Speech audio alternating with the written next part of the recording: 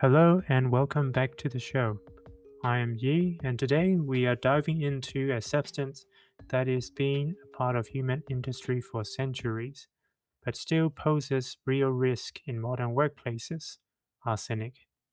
Now, arsenic often gets framed as a historical poison or something out of a crime novel, but in occupational and environmental medicine, it's very much a present day concern. It's in our soil, water, air, and critically in a range of industrial processes. So today we are going to unpack what arsenic is, where the exposure happens, how we monitor it, and what does it does to our human body. Let's get into it. What exactly is arsenic? Arsenic, with its chemical signature CAS number 7440382, is a naturally occurring metalloid. It is widely distributed in the environment and shows up in trace amounts in rock, soil, water, and air. It is also a common contaminant in mineral ores, which means it often comes along for the ride in mining and smelting operations. Chemically, arsenic comes in several forms, and this matters because toxicity varies depending on the species. We have elemental arsenic, trivalent compounds called As3, pentavalent compounds called As5, and organoarsenic compounds. In occupational health, the inorganic forms, particularly the trivalent species, are the ones that we worry about most. And just to anger us, the workplace exposure standard for arsenic is an 8-hour time weighted average of 0.05 milligram per cubic meter. I will repeat, 0.05 milligrams per cubic meter.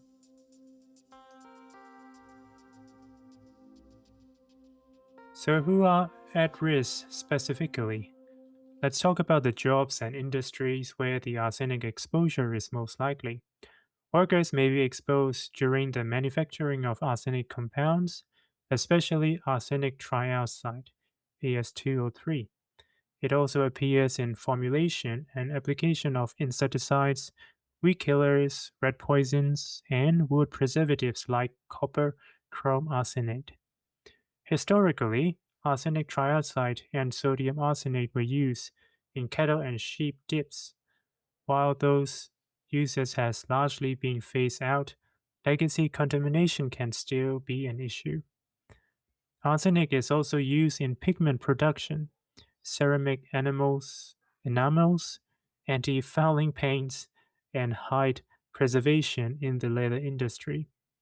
It is involved in hardening copper, lead, and other alloys. And of course, it's present in copper, zinc, and lead smelting, which is prevalent in Australia. Outside the workplace, most people encounter arsenic through diet, particularly fish, shellfish, and seaweed. Seaweed contains a significant amount of arsenic, predominantly in the form of arsenic sugars. They are far less toxic, but it can still complicate biological monitoring. At the third section, we will look at the baseline assessment for the worker. When someone is starting work in an environment where arsenic exposure is possible, a good baseline assessment is essential. First, we explain the potential health effects and how to recognize early symptoms and the importance of reporting them promptly. We also need to outline what health monitoring involves so the workers know what to expect. At the start, we will do comprehensive medical history, which cover current symptoms, past medical condition, smoking status, and their hobbies, because sometimes non-occupational exposure can muddy the waters. On the physical examination, we pay particular attention to peripheral nervous system and the skin, as these are common sites of arsenic-related changes. And finally, we obtain the baseline urinary arsenic level, ideally with speciation. And the fourth topic is monitoring exposure. Arsenic exposure happens primarily through inhalation, with ingestion as secondary route. And the elimination of arsenic from our body primarily involves metabolism and excretion via urine. Now, one of the biggest pitfalls in arsenic monitoring is relying on total urinary arsenic alone. This is not reliable because seafood consumption can elevate total arsenic level without indicating toxic exposure. So instead, we look at speciated urinary arsenic, which means that inorganic arsenic plus methylated metabolites. So there are four compounds we look at is MMAV, DMAV, AS.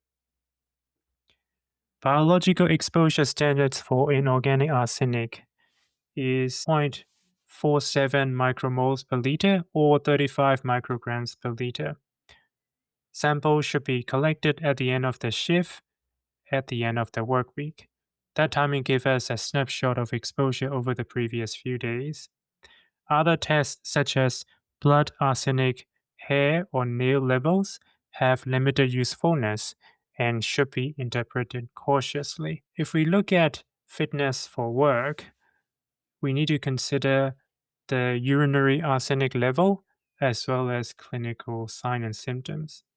So, if a worker develops symptoms consistent with arsenic toxicity and their urinary inorganic arsenic level exceeds 35 microgram per liter, they should be removed from the exposure.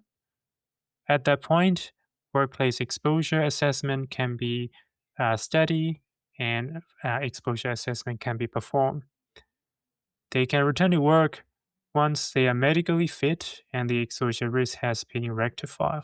We need to look at potential health effects due to exposure to inorganic arsenic. As we mentioned before, the main route of exposure is via inhalation of airborne arsenic fumes or dust, and the size of the particles of arsenic determine how far down they will reach to the lower respiratory tracts, or they will just stay at the upper airways. In terms of that, the area that exposure from the outside, we think about from the skin, we think about the ear, nose, throat, and respiratory tract. From inhalation, ingestion, we think about gastrointestinal tract. From there, we have to consider the effects on the circulation, liver, and nervous system. As an acute effect, which means that when there is acute exposure to heavy amount of inorganic arsenic compounds, that can cause convulsions, coma, and death and severe poisoning. Initially, there will be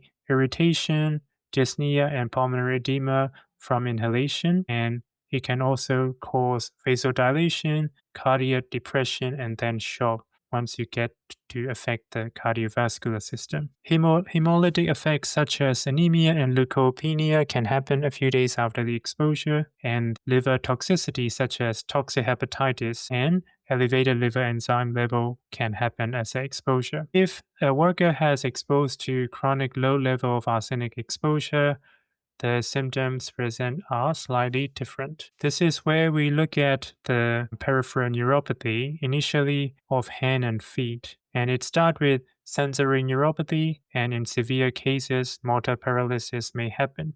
We look at the skin, since it can cause contact dermatitis, scaling, blistering of the skin. And we need to look at in the skinfold area if there are skin aberration, chafing, or wounds, or an ulceration of the skin. Along the line, we also look at the mucosa such as conjunctivitis, nasal septum irritation, or perforation. And in the severe cases, the liver cirrhosis and portal hypertension can be considered as a chronic effect. Bone marrow depression can be a late symptoms and signs. You may notice that pulmonary symptoms are not included in chronic exposure. So if we are monitoring someone for early signs, symptoms, or workplace exposure, spirometry may not be essential to screen the effects of arsenic. Importantly, arsenic is a group 1A carcinogen for skin.